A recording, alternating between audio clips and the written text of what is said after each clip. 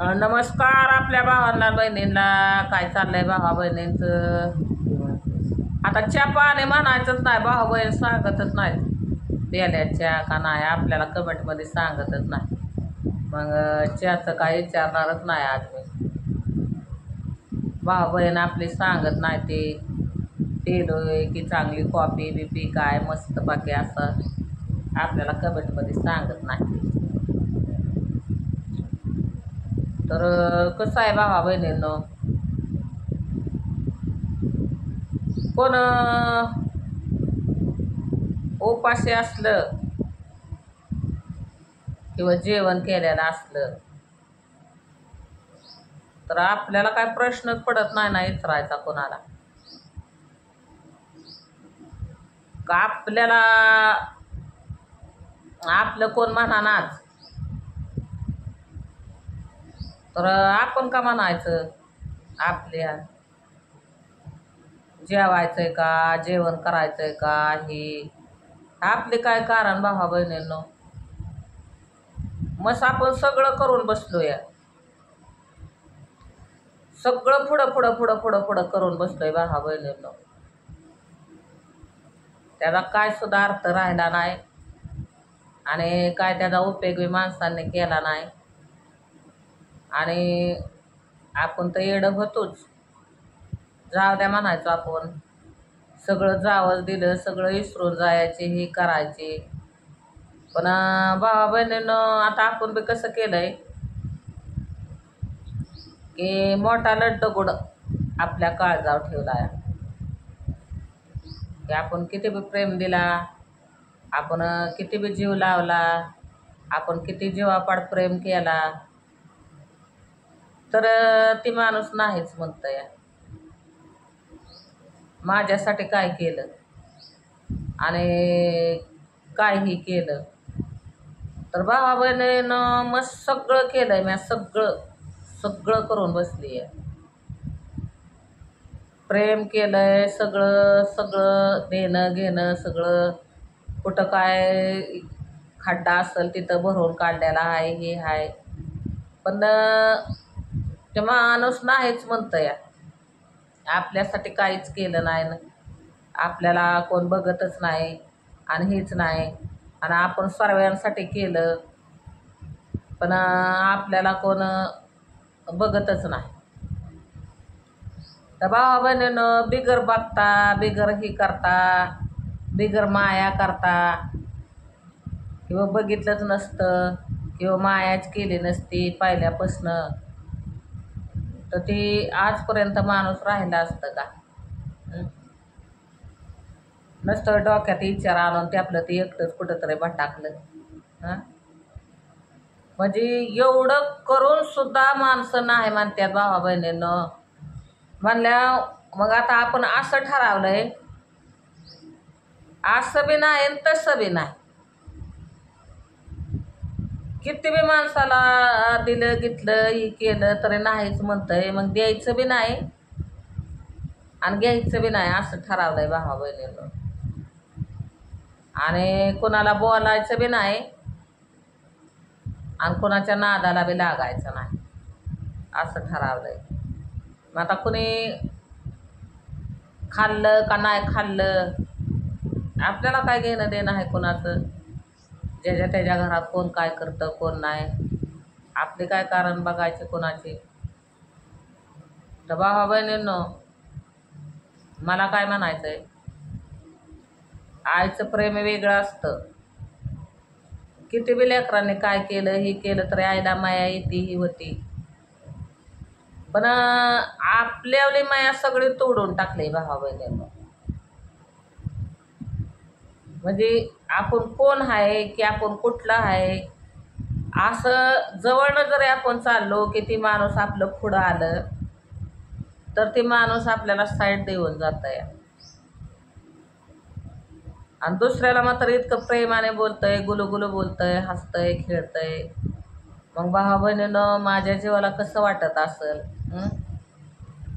तो कसला त्रेस्कार कसलं काय चाललंय. माझ्या बी डोक्यात काय बी विचार येत असतील भावा बहिणीनं. मला बी काहीतरी वाटत असेल की नक्की चाललंय काय. मग माझ्यावरच प्रेम कोण करत नाही, मलाच कोण नीट विचारत नाही, मलाच खाल्लं पिल्लं का बघत नाही, की काय दवाखान्यात काय दुखाय खुपायला लागलं तर मलाच कोण चल म्हणत नाही, की तुझं काय दुखतंय, तुला दवाखान्यात यायचंय का ही, तर मलाच कोण म्हणत नाही भावा बहिणींनो, मलाच परक्यावाने धरत्यात, तर मी का आपलं म्हणू? मला बी जमतं की सगळं. लय प्रेम देत होती, लय प्रेमाने राहत होती, लय माझं काळे धाडधाड करायचं हे करायचं, पण भावा बहिणीनं आता मला काय वाटत नाही, कसलंच काय वाटत नाही. ज्या माणसाला ज्या माणसात करामतं, की ज्या माणसांचा प्रेम भेटतो ते माणूस कुठं का राहिना पण सुखी राहावा, असं माझं म्हणणं आहे भावा बहिणींनो. आपल्याला कोणी प्रेम नका देऊ द्या, आपल्याला त्यांचं कुणी म्हणून नका म्हणा नका, आपण बाजूचं का असाना, दुसऱ्याचं का आपण असाना, पण मला काय म्हणायचं आहे, ज्या माणसात आनंद वाटतो, ज्या माणसात राह वाटतं, ज्या माणसांचा प्रेम वाटतो त्या माणसात सुद्धा माणसाने सुखी राहावं. आपल्याला काय फरक पडत नाही, आनंदात राहावं, सुखात खावावं पिवावं. भावा बहिणींनो हेच माझं म्हणणं आहे, की आपण म्हणत नाही की आपल्याला बघाना आपल्याला देखाना आणि दुसरीकडलं प्रेमाने राहतोय, असा करतोय तसा करतोय, कसा कराय ना ती माणूस कसं कराय ना, आपल्याला काय घेणं देणं नाही त्या माणसाचं. आपण जीव तोडून सांगितलं तर ते माणूस ऐकतच नाही. म्हणल्यावर ज्याच्या त्याच्या पद्धतीनं ज्याच्या त्याच्या लागाने राहू द्यायचं भावा बहिणीनं. आपण आता नुसतं बघत राहायचं की कुठं काय चालतंय, कुठं कसं चालतंय. आपण ह्या तोंडाने ह्या आपल्या तोंडाने एक शब्द देखील बोलायचं नाही कोणाला, फक्त आपलं बघत राहायचं कुठं काय चालतंय, कसं चालतंय, काय चाललंय. एक शब्द देखील आपण बोलायचं नाही, काहीच बोलायचं नाही.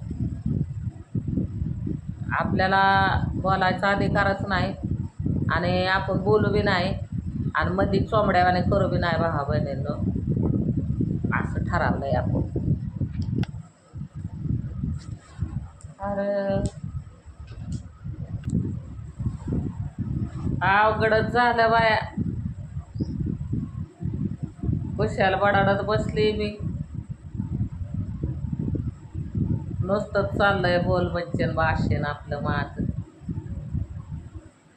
काय अवघड आहे देवा. अहो काय सांगायचंय भावा बहिणींनो, पूनमने दिलेली चटणी, मायंदाळीची बी खाती चटणी, ती कालवंत खायनाच मी,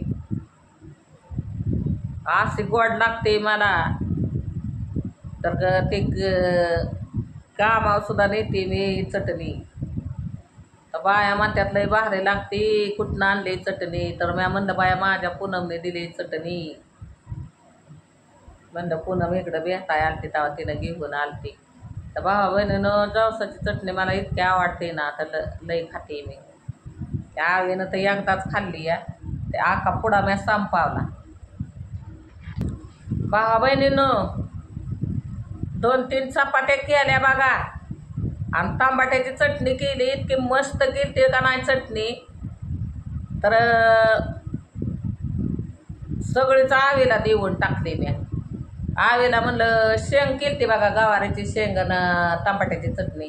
आवीला म्हणलं काय भरायचं रे बाबा डब्याला सांग, तर मला म्हणला तांबाट्याची चटणी बरोबर तांबाट्याची चटणी. मग भावा बहिणीनं त्याला म्हणलं सगळी देऊ का तुला चटणी, मग भावा बहिणीनं तेव्हा का त्याला सगळी दिली ती चटणी. त्याला तांबाट्याची चटणी, परत ही लय आवडतं त्याला भेंडी, आणि ते आपल्याला भेंडी आणि ती तांबाट्याची चटणी नाही आवडत अजिबातच. त्याला म्हणलं जा सगळी घेऊन तुला. त्याला म्हणलं कसली जाते तर चटणी, तर म्हणला लय भारी जाते. मी तांबाटे म्हणलं नको घ्यायला, तर म्हणला मला आवडत्यात तांबाट्याची चटणी, तू का ग तांबाटे घेत नाही. मग परत गेलो बघा ते तांबाटे आणले. भावा बहिणीनं तांबाटे तरी आहेत का स्वस्त, 30 रुपये पावशेर तांबाटे आणि सगळं 20-20 रुपये पावशेर. आता काय करायचं? नेल्याला बाजारला 500 रुपये. आवीला म्हणलं बाजारला जायला बा मला लई पैसे लागतात. म्हणलं तुला माहिती आहे ना, लई पैसे असतात तर म्हणलं मला बाजारला जावं वाटतं. म्हणजे कसं आहे भावा बहिणीनं, बरोबर कम बाजार आपला एकदाच आणला म्हणजे परत टेन्शन नसतं व 8 दिवस काय बघायचंच नाही. मग असाच बाजार मी पहिल्यापासून भरायचे भावा बहिणीनं. साबणा, परत घासणे, तवा घासायचा, दगड, ही सगळं सगळं सगळं म्हणजे सगळं बाजारातनंच आपण आणायचो. तर माणसं म्हणायची 3 पिशव्या बाजार बाया हिजा असतो प्रत्येक शनिवारी. तर धान्यापासून ह्याच्यापासून भावा बहिणीनं सगळं म्हणजे सगळंच मी लिमगावात आणायचे. त्याच्यावर दुसरे शनिवार 8 दिवसांनी शनिवारी तितकाच बाजार आणायचे. मध्ये आधी आपण कधीच तसलं टुपू काय आणत नव्हतो. तर आता कसं झालंय भावा बहिणींनो, हे जेवढे नाही ते ना, मग त्याच्यामुळं मग मी बाजार हे सगळं सोडून दिलंय. मग आता आवेला काय एवढा व्यवस्थित बाजार बी येत नाही. ते आणतं काय बी कसलं बी, ते तसली लांबकी शेंग आणतं काय बी, ते वाळल्यालं सुकल्यालं त्याला काय कळतंय. आणि जेवढं म्हणाल तेवढंच पैसे देतं. ते माणूस म्हणतं की असं पावशेर द्या, तसं पावशेर द्या. ते अजिबात तसं म्हणणार नाही. म्हणाल तेवढ्याचाच रामराट्टा. अरे बाबा आला बाय बाजारवरनं आलो, अरे भारी भारी आणला बाजार. आणि मग लगेच म्हणणार तुला चल म्हणलं तर येत नाही. आणि बस तशीच मग खा नाही तर ठेव.